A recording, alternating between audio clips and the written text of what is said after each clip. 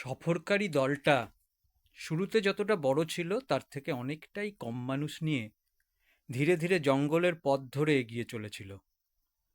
চারপাশে অদ্ভুত দর্শন বাওয়াব গাছ, ছাতার মতো বড় বড় ছত্রাক, মাথা ঝিমঝিম করানো গন্ধের ফুল। এসব উদ্ভিদের কেউ কেউ আবার খুব কাছে পৌঁছালেই চাবুকের মতো ছিটকে এসে আঘাত হানে। চতুর্দিক থেকে ভেসে আসছিল তোতা পাখির চিৎকার, বানরের খ্যাঁচম্যাচ, দূরবর্তী সিংহের গর্জন। এর সঙ্গেই এদিকে সেদিকে মেঘের মতো ঝাঁক বেঁধে ভেসে বেড়াচ্ছিল সেত্রী মাছি, বিশেষ করে যে স্থানগুলো ঠান্ডা এবং গাছের ছায়ায় ঢাকা। আফ্রিকা মহাদেশের বিকেল, মাথার ওপর ঘন পাতা এবং জড়িয়ে পেঁচিয়ে থাকা অসংখ্য ডালপালার ছত্রছায়া থাকলেও সূর্য থেকে ধেয়ে আসা তীব্র তাপ অনুভূত হচ্ছিল। সফরকারী দলের সদস্যরা ধীরে ধীরে এগোচ্ছে।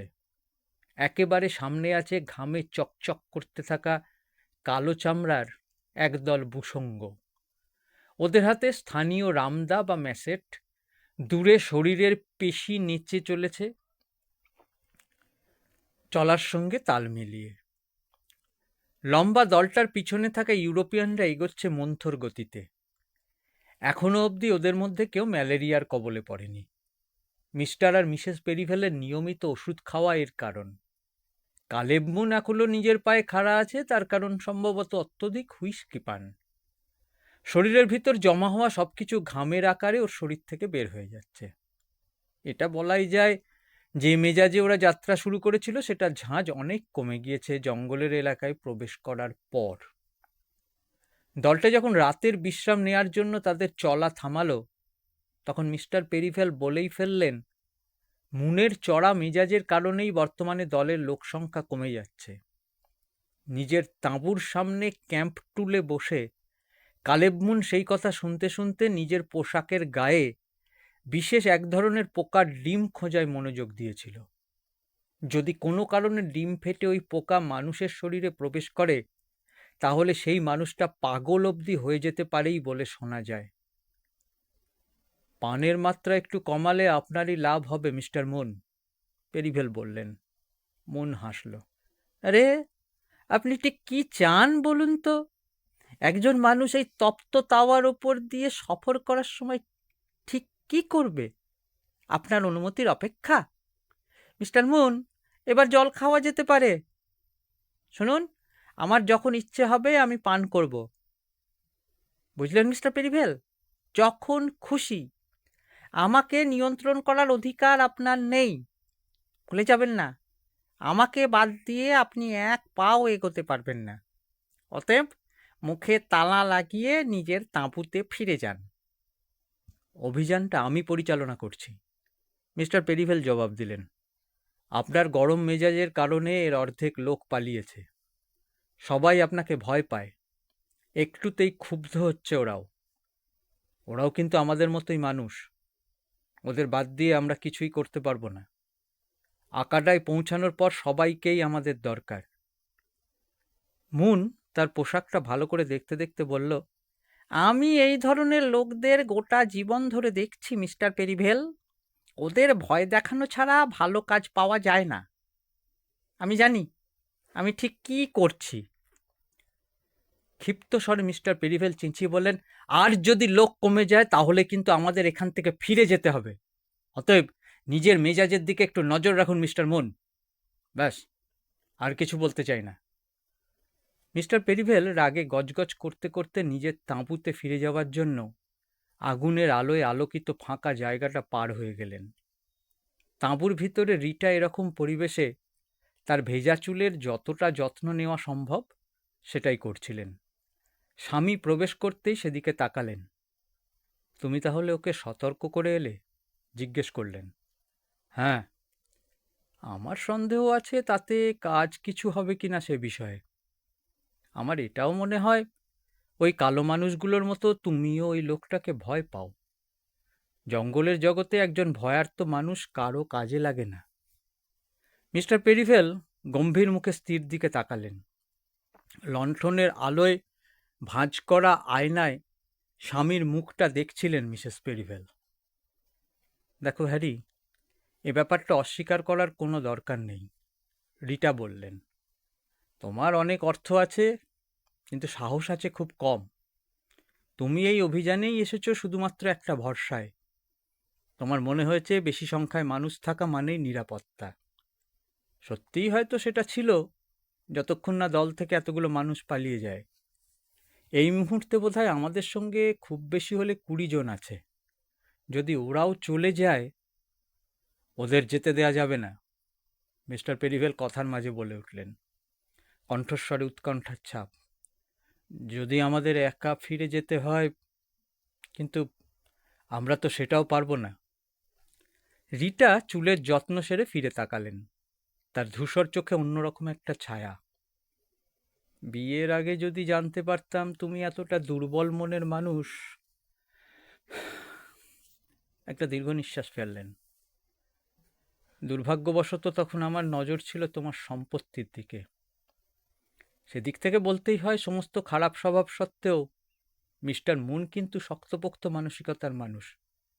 হায় ঈশ্বর, তুমি এমনভাবে বলছো যে মনে হচ্ছে তুমি আমার চেয়ে ওকেই বেশি পছন্দ করছো। রিটা মাথা নাড়লেন। হ্যাঁ, ওই লোকটা আমার মতে স্পষ্ট ভাষায় একটা জন্তু, তার ওপর মাতাল।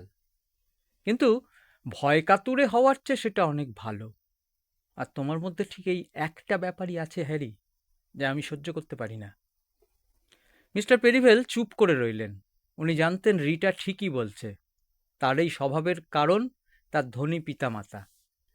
তারা মিস্টার পেরিভেলকে জীবনে বড় হওয়ার পথে তুলোয় মুড়ে রেখে দিয়েছিলেন। বিশ্বাস করতেন অর্থ দিয়েই পুরুষত্ব অর্জন করা যায়, কিন্তু তা হয়নি।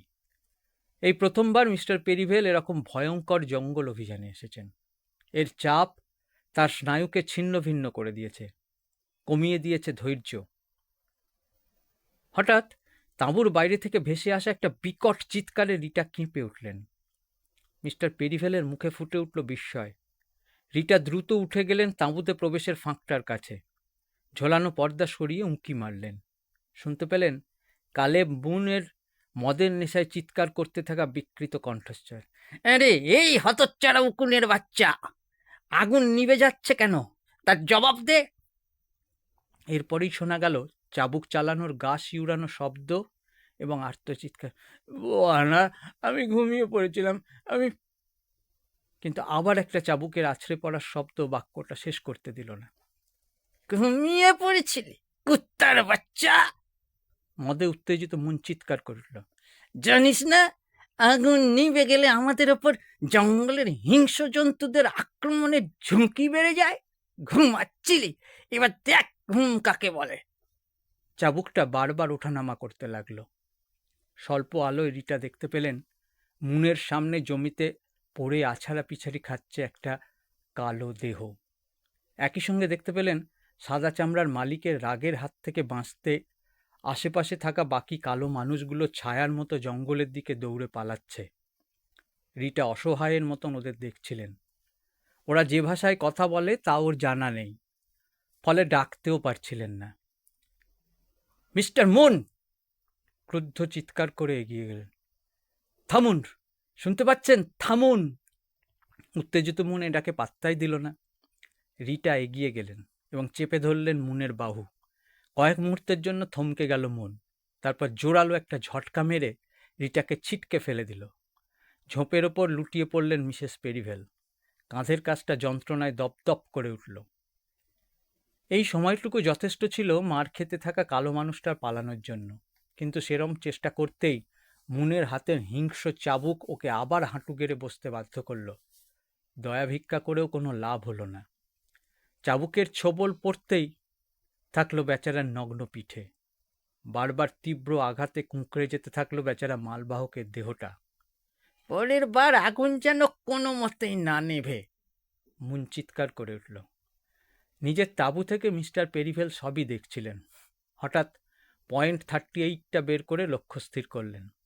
ঠিক একই সময় মুনও সেটা দেখতে পেল। মতে চুর হয়ে থাকলেও সময় অনুসারে কি করতে হয় সেই সিদ্ধান্ত নেওয়ার ক্ষমতা ওর হারিয়ে যায়নি। হাতের চাবুক ফেলে নিজের রিভলভারটা হাতে নিল সেও।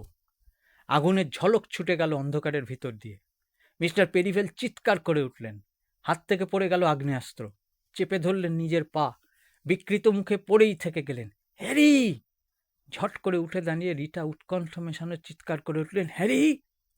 মুন ওর সামনে এসে দাঁড়ালো। শক্ত সবল হাতে সামনে থেকে চেপে ধরল মেয়েটার কাঁধ। নিজের দিকে টেনে আনার চেষ্টা করে বলল, ওখানে একদম যাবে না তুমি। তোমার এই জঘন্য ভয়ে জড়সড় হয়ে থাকা স্বামীর গায়ে যদি গুলি লেগে থাকে, তাহলে বলতেই হয় এর চেয়ে বেশি কিছু ওর প্রাপ্য ছিল না।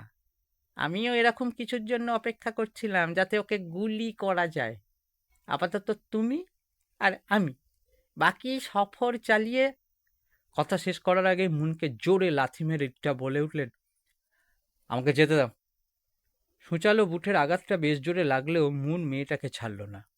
নিজেকে ছাড়ানোর জন্য বৃথা চেষ্টা করছিলেন মিসেস পেরিভেল, কিন্তু মুন ওকে আরও কাছে টেনে নিচ্ছিল ধীরে ধীরে। এরপর অন্যরকম কিছু একটা ঘটল। মুনের চোখ সেটা দেখে পিটপিট করে ওঠে। 1 সেকেন্ড বাদেই সে ব্যাপারটা অনুভব করে। তার রক্ত মাংসের শরীরের পক্ষে অতীব শক্তিশালী কিছু একটা সরাসরি তার মুখে এসে আছড়ে পড়ে, এবং প্রকৃত অর্থেই মুনের দেহটা ছিটকে পিছনের দিকে উড়েই চলে যায় বলা ভালো। আধমরার মতো জমিতে লুটিয়ে পড়ে ধূর্ত ব্যবসায়ীর দেহ। মাথার মধ্যে হতে থাকে বিস্ফোরণ। 2-1 সেকেন্ড সময় লাগলো মুনের ধাতস্থ হতে। শরীর ঘুরিয়ে এমন কিছুর দিকে তাকিয়ে রইল যেটাও বিশ্বাস করতে পারছিল না। ফাঁকা জায়গাটায় নতুন একটা মানুষের আবির্ভাব হয়েছে। আগুনের ম্লান আলোয় দেখা যাচ্ছে তার গায়ের চামড়া সাদা, পরনে একটাই মাত্র পোশাক, এক টুকরো চিতাবাঘের চামড়া বাঁধা আছে কোমরে। এ আবার কি? মন ফিসফিস করে নিজের উদ্দেশ্যে বলল। তারপর টলমল পায়ে উঠে দাঁড়িয়ে এগিয়ে গেল ফাঁকা জায়গাটায়। নবাগত মানুষটার পেছনে অবসন্ন ভঙ্গিতে দাঁড়িয়েছিল রিটা। এবার আর নবাগত হাত উঠাল না। গড়পড়তা যে কোনো মানুষের চেয়ে লম্বা, সম্ভবত 6 ফুট 4 ইঞ্চি। কাঁধ এবং বুকের পেশি প্রমাণ দিচ্ছে শক্তির। মধুর মতো লালচে চুল এবড়ো কেবড়ো করে কাটা পিছনের দিকে দড়ির মতো কিছু দিয়ে বাঁধা। কোমরের চিতাবাঘের চামড়ার ভিতর থেকে উঁকি মারছিল একটা রুক্ষ কাঠের তৈরি ছোড়ার বাট। মুন তাকিয়েই ছিল, নিজের ইন্দ্রিয়গুলোকে বিশ্বাস করতে পারছিল না। এরকম সময় রিটা পিছু হটে তার পড়ে থাকা স্বামীর দিকে দ্রুত এগিয়ে গেলেন। মুন সবেমাত্র তার পিছু নেয়ার জন্য এগিয়েছে, সেই সাদা চামড়ার দৈত্যাকার মানুষটা এক পা এগিয়ে ওর পথ আটকালো। মুন সুগঠিত পেশিবহুল চেহারাটার দিকে আর চোখে তাকালো। তারপর যত দ্রুত সম্ভব আগ্নেয়াস্ত্রটা হাতে উঠিয়ে নিয়ে তাক করল। কিন্তু গুলি চালানোর আগেই আগন্তুকের ডান হাত চেপে ধরল ওর কবজি। মুনের দম বন্ধ হয়ে আসার জোগাড় হলো কবজির ওপর বাড়তে থাকা চাপের কারণে। মনে হচ্ছিল হাড় ভেঙে যাবে।